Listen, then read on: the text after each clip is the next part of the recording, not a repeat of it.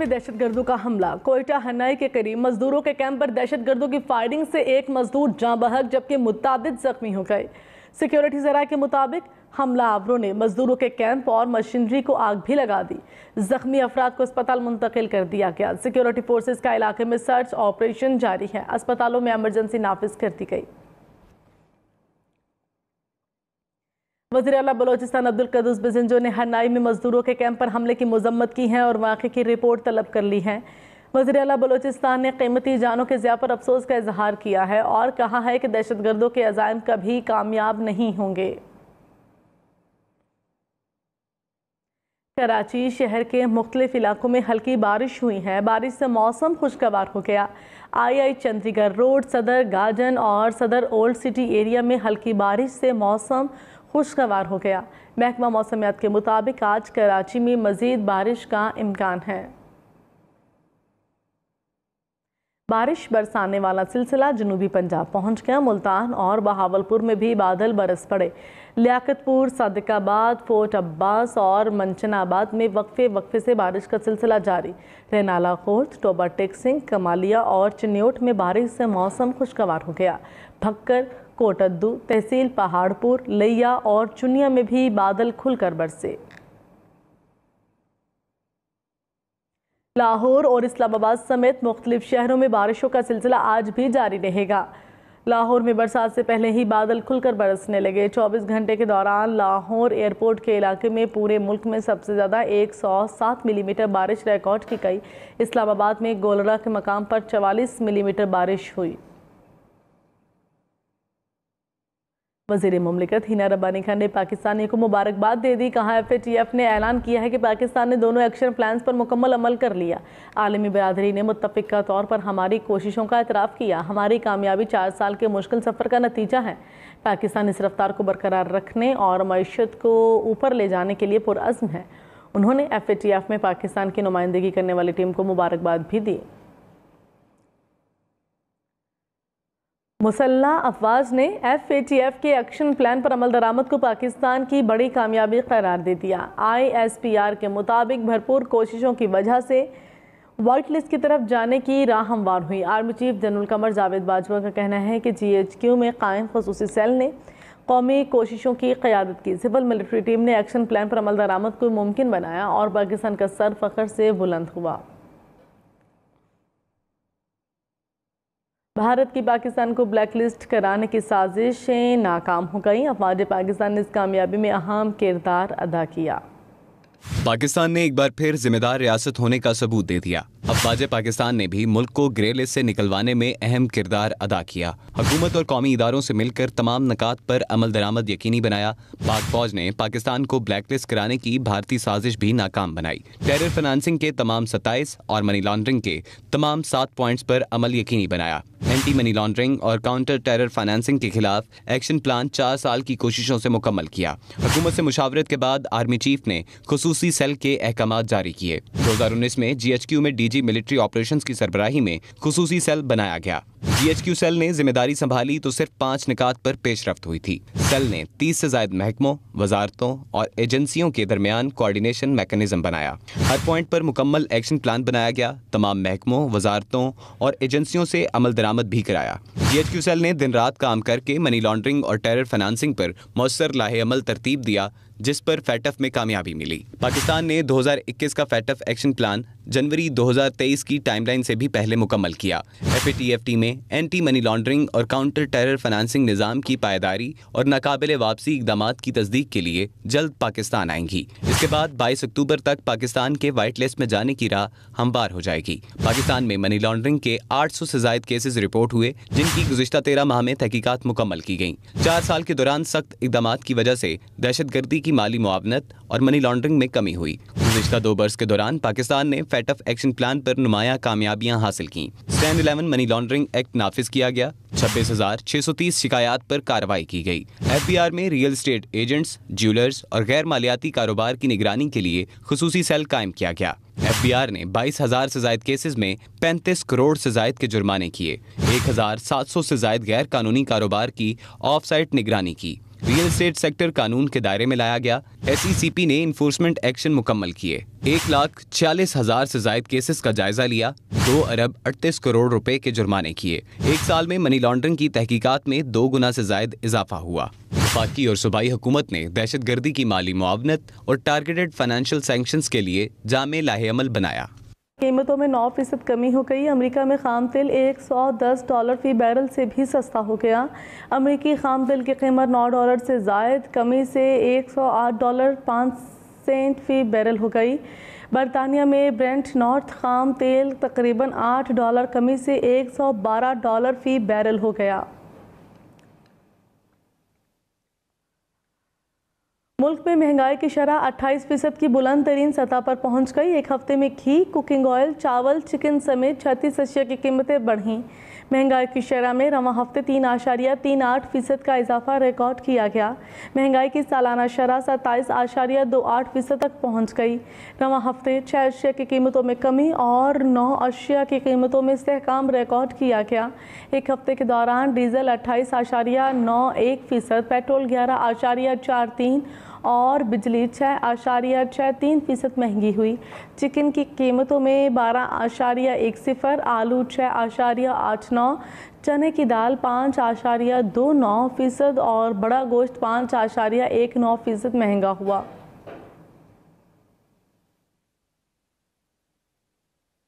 चक्की आटा हो गया पूरे 98 रुपए का 1 किलो। चक्की ओनर्स एसोसिएशन ने गंदम और बिजली की बढ़ती कीमतों को जवाब बनाकर कीमतें बढ़ा दी। उमर राना रिपोर्ट कर रहे हैं।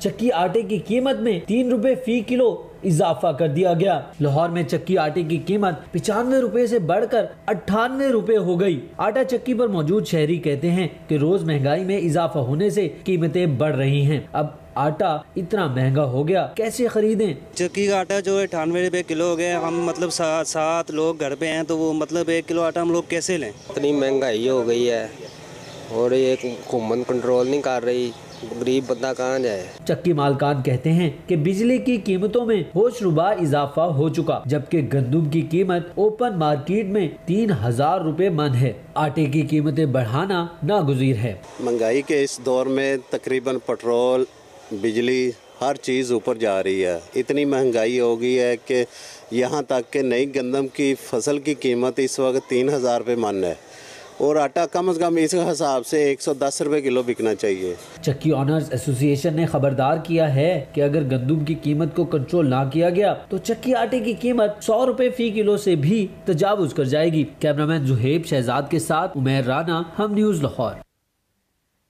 ईंधन की कीमतें बढ़ते ही सिर्फ आम आदमी की मुश्किलात में इजाफा नहीं हुआ, बल्कि ट्रांसपोर्ट से मुंसलिक अफराद का कारोबार भी बुरी तरह से मुतासर हुआ है।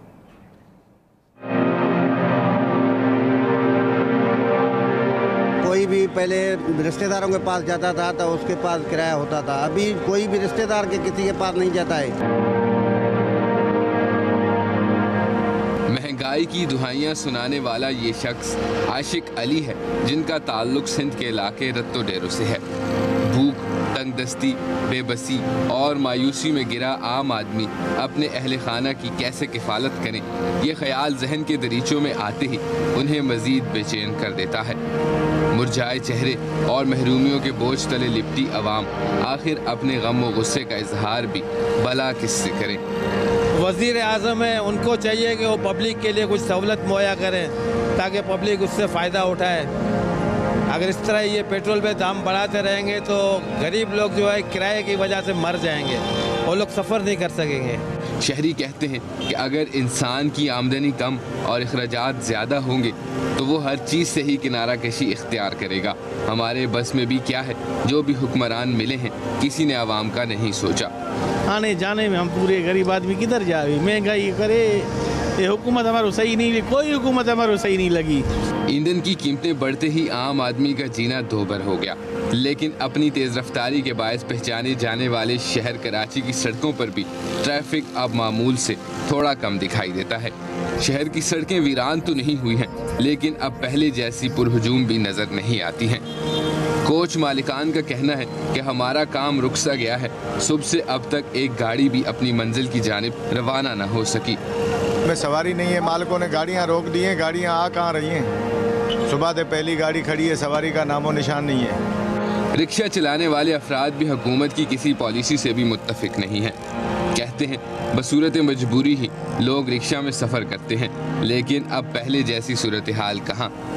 जो आदमी मजबूरन ऑफिस जाना पड़ते वो उसको देना पड़ते, वो जो गरीब आदमी है उसको जैसे वैगन में आप बैठो, जो 15-20 रुपये ले रहे वो 50-60 रुपये भी किराया ले रहे। मुतवस्सत और गरीब तबके से ताल्लुक़ रखने वाले अफराद की ज़िंदगी में सिवाय लाचारी, बेबसी और मायूसी के बादल छाए हुए हैं। शहरी कहते हैं कि आए रोज़ की अशियाए ख़ोरोनोश की कीमतों में इजाफे ने आवाम को फाका कशी की जानिब धकेल दिया है। रहनुमा पीटीआई असद उमर ने कहा, पेट्रोल की कीमत में तकरीबन 30 रुपये इजाफा रुपए की कदर में कमी से हुआ। इंपोर्टेड ईंधन से पैदा होने वाली बिजली की कीमत में भी इसी वजह से इजाफा होगा। इसका असर मईशत में तमाम दूसरी चीज़ों पर पड़ेगा। महंगाई का तूफान और जोर पकड़ेगा।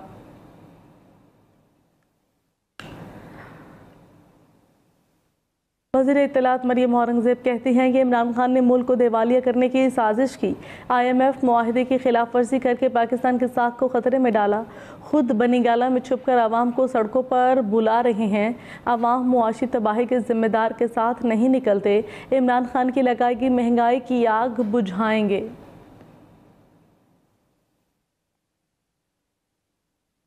तहरीक इंसाफ ने मुल्क में एडमिनिस्ट्रेटिव यूनिट्स तश्कील देने की तजवीज़ दे दी। रहनुमा तहरीक इंसाफ फवाद हुसैन चौधरी का कहना है कि कराची में पीपल्स पार्टी को सिर्फ 5000 वोट मिले हैं। इस वोट बैंक के साथ पीपल्स पार्टी कभी भी कराची पर पैसा नहीं लगाएगी। उनका कहना था कि पाकिस्तान में 17 या 19 एडमिनिस्ट्रेटिव यूनिट्स बनाने होंगे जिन्हें बराह रास्त मुंतखब गवर्नर चलाएंगे। फवाद चौधरी ने कहा कि ऐसा ना हुआ तो पाकिस्तान में आम आदमी के हालात बुरे ही रहेंगे।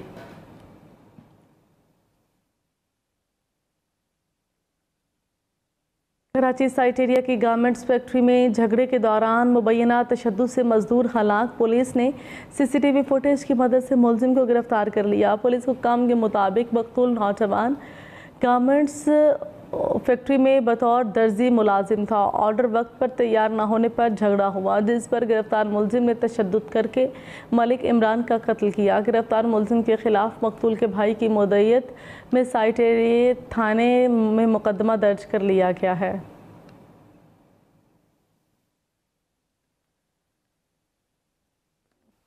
लाड़काना की सेंट्रल जेल में सर्च ऑपरेशन के दौरान 400 से ज़ायद मोबाइल फ़ोन्स, दर्जनों एयर कंडीशन समेत बड़ी तादाद में ममनुआ अशिया बरामद कर ली गई हैं। सुप्रिटेंडेंट के मुताबिक सर्च ऑपरेशन में एयर कूलर समेत दर्जनों TV भी बरामद हुए। जेल की बैरकों की ज़बोहाली की वजह से 1000 से ज़ायद कैदियों को दीगर जेलों में मुंतकिल कर दिया गया। मुरम्मत के बाद दोबारा कैदियों को लाड़काना जेल मुंतकिल किया जाएगा। सूबाई मुशीर जेल खाना जात एजाज जाकरानी ने भी लाड़काना सेंट्रल जेल का दौरा किया और सर्च ऑपरेशन और बरामद अशिया पर ब्रीफिंग ली।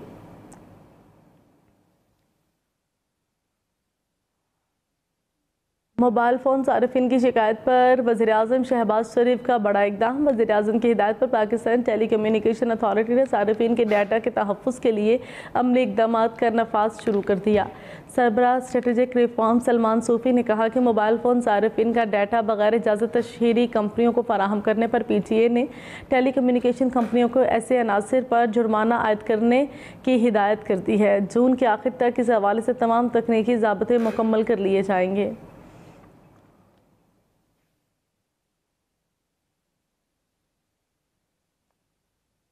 एडमिनिस्ट्रेटर KMC मुर्तज़ा वहाब का कहना है कि कराची में प्लास्टिक बैग्स इस्तेमाल करने वालों के खिलाफ क्रैकडाउन किया जा रहा है। वीडियो बयान में कहा, शहरी दुकानदार, ताजिर और मैन्युफैक्चरर्स पाबंदी को यकीनी बनाने में अपना किरदार अदा करें। प्लास्टिक की थैलियाँ माहौल के लिए नुकसानदेह होने के साथ बरसाती नालों में रुकावट की भी बड़ी वजह है। सिंध हुकूमत कराची में मार्केट्स रात 9 बजे और शादी हॉल्स रात 10:30 बजे बंद करने में कामयाब ना हो सकी। शहर के मुख्तलिफ इलाकों में मार्केट्स रात 9 बजे के बाद भी खुली रही। अहकामात पर अमल दरामद के लिए पुलिस पहुंची तो दुकानदारों ने वक्ती तौर पर शटर बंद किए। रात 10:30 बजे शादी हॉल बंद के अहकामात पर भी अमल दरामद नहीं हो सका। शादी हॉल मालिकान का कहना है कि रात 12 बजे से पहले शादी हॉल्स बंद करना नामुमकिन है।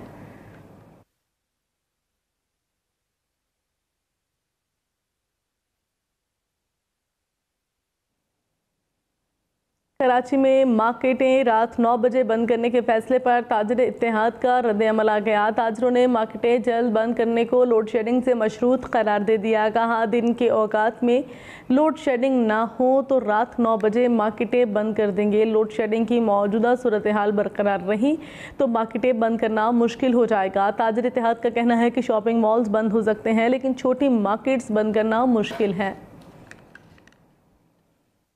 सिंध असेंबली में पीटीआई और पीपल्स पार्टी की खवातीन अरकान के मोबाइल फ़ोन छीने जाने और चोरी होने के वाक़े की गूंज सुनाई दी।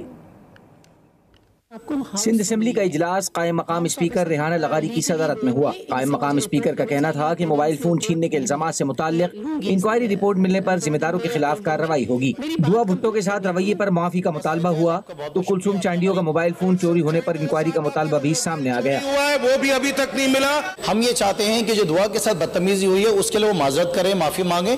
हम आगे मामला बढ़ाएंगे। हमने यहाँ पे क्या इधर बैठ के कोई जंग तो नहीं करनी आपस में। और गुजारिश है कि खवातीन की, हम भी आपकी जो खवातीन यहाँ बैठी हैं उनकी इज्जत करते हैं। आपकी भी जिम्मेदारी है। हम यहाँ पे ऑपोजिशन में बैठे हैं, आप हुकूमत हैं। 10-15 मिनट 20 मिनट अगर हमने एहतजाज कर लिया तो कौन सी क़यामत आ गई। आपने जो इंक्वायरी बोली है वो इंक्वायरी होनी चाहिए और दूध का दूध पानी का पानी इधर साबित होना चाहिए। यस, अगर किसी फाजिल मेंबर के साथ हुआ है, अगर किसी की दिलाजारी हुई है, चाहे इधर के मेंबर हो या उधर के मेंबर हो, जो भी उसका रिस्पॉन्सिबल होगा उसको माजरत करनी चाहिए। इस मौके पर पीपल्स पार्टी और पीटीआई के अरकान अपनी अपनी नशिस्तों पर खड़े हो गए और उनमें सख्त जुमलों का तबादला हुआ। रुकन एमक्यूएम ने बजट को ब्यूरोक्रेसी का बजट करार दिया तो पीटीआई के बिलाल गफ्फार ने बजट को माजी के बजट का कॉपी पेस्ट करार दे डाला। जब अवामी नुमाइंदों को शामिल ही नहीं करना इस बजट के अंदर और ब्यूरोक्रेसी ने अपने पसंद का और अपनी मर्जी का बजट बनाना है तो ये प्री बजट डिस्कशन इसलिए नहीं की जाती कि असल हक़ाइक़ सामने आए। इसलिए हम हमेशा कहते हैं कि ये ब्यूरोक्रेसी का बजट है। बजट कॉपीज की डिजाइन अच्छी हो गई है और कुछ नहीं हुआ। वही फाइनेंशियल पेंटिंग, वही नंबर्स का डेबिट क्रेडिट जिसको आम जबान में कहते हैं कि आंकड़े बिठाना, आंकड़े बिठा के डेबिट क्रेडिट करके यहाँ के चीफ मिनिस्टर जो फाइनेंस मिनिस्टर है, बड़ा जबरदस्त नंबर्स पेंट कर दिया इन्होंने। पीपल्स पार्टी के अरकान का कहना था कि पीटीआई हुकूमत मुल्क को तबाह करके चली गई। सिंध हुकूमत अवाम की फलाह बहबूद के लिए काम कर रही है। सिंध असेंबली का इजलास पीर सुबह 11 बजे तक मुलतवी कर दिया गया।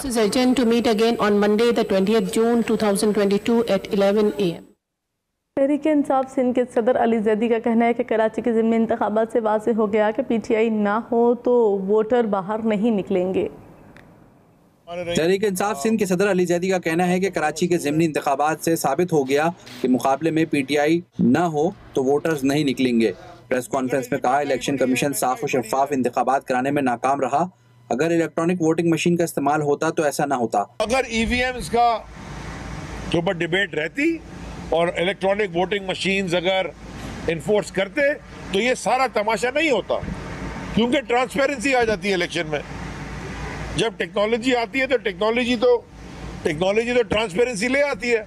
तो ये टेक्नोलॉजी से भागते इसलिए हैं क्योंकि ये चाहते हैं, ये जमातें दखयानूस तरीके से ये ठप्पे लगा के बेईमानी करके किसी तरह इलेक्शन निकालने। उन्होंने कहा कि पिछले 2 माह में 115 रुपए पेट्रोल पर बढ़ गए। कतर ने गैस, जबकि चीन और तुर्की ने इन्हें पैसे देने से साफ इनकार कर दिया। बिजली की कीमत महंगी हो गई और महंगी करने जा रहे हैं। गैस महंगी करने जा रहे हैं ही नहीं, इनको पता ही नहीं करना क्या है। मैंने सुना कतर गए, वहां से ठेंगा मिला है उनको, उन्होंने भी उनको ठेंगा दिखा दिया है। तुर्की ने भी ठेंगा दिखा दिया, चाइना ने भी दिखा दिया। मैं ये पूछना चाहता हूँ, इतना नुकसान पाकिस्तान को जो कराया गया इसका जिम्मेदार कौन है? अली जैदी ने दावा किया कि अमेरिका की मुदाखलत को सबने तस्लीम किया। असल में साजिश तो उस टोले ने ही खुद की थी। पूरे शहर में डिलिमिटेशन कैसे कर दी? हैदराबाद में एक ऐसा इलाका भी है जहां आज भी घर का माहाना किराया 10 से 20 रुपए वसूल किया जाता है। इस इलाके की सैर करवा रहे हैं अली रजा अपनी इस रिपोर्ट में।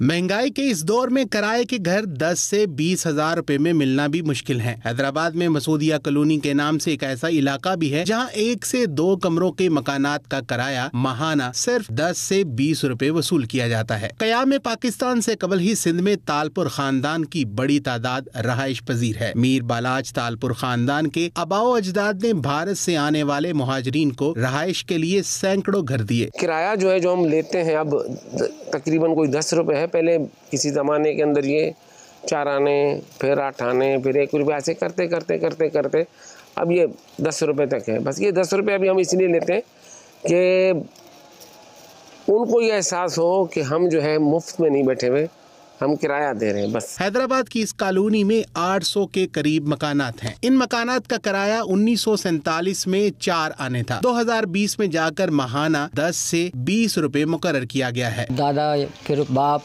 फिर अब हमें, अब माशाल्लाह से हमारे यहाँ पे 2 कमरे सही है, ऊपर नीचे सब्जी का बना हुआ है, 10 रुपए किराया दे। इतना कम माहाना किराया भी वसूल करने का मकसद सिर्फ ये है कि यहाँ रहाइश पजीर अफराद एहसास महरूमी का शिकार न हो।